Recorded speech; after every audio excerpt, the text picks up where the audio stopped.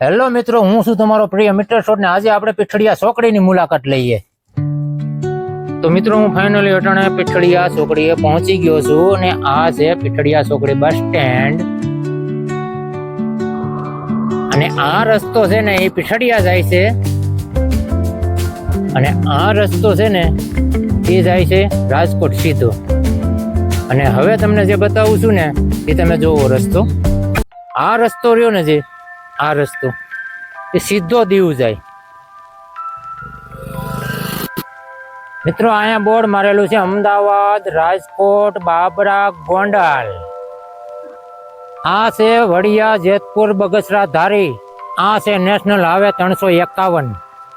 મિત્રો, હું તમને બતાવું છું અહીંયા હોટલું છે, ચા પાણી આપણે નાસ્તો બાસ્તો કરવો હોય તે આપ સૌ નિહાળી રહ્યા છો. હજી પાછું હું તમને બતાવું છું પાછી હોટલું છે એ તમે જુઓ. કૃષ્ણા હોટલ.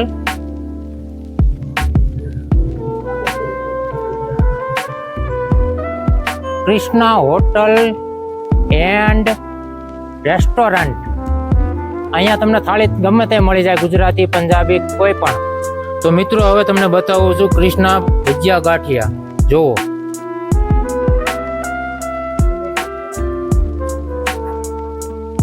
અને અહીંયા કુંભણિયા ભજીયા બનાવે છે એક નંબર. તમને ખાતા તમે ધરાવணும் એવા બનાવે છે. મિત્રો, આ છે આપણે સાદુર ભગત જે ગાંઠિયા ભજીયા અને કુંભણિયા ભજીયા બનાવે ને તે તમે જો અહીંયા નીકળો તો એક વખત પીઠડિયા ચોકડીના ગાંઠિયા ભજીયા કુંભણિયા ભજીયા તો ખાતા જ રહેજો. તો મિત્રો, આ છે ગાંઠિયા બનાવવાનું પાટલું ને આ બધી મટીરિયલ છે અને આ રસોડું છે.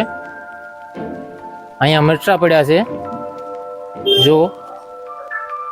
તો મિત્રો, આજે પીઠડિયા ચોકડીની મુલાકાત કેવી રહી તે કમેન્ટમાં જણાવજો.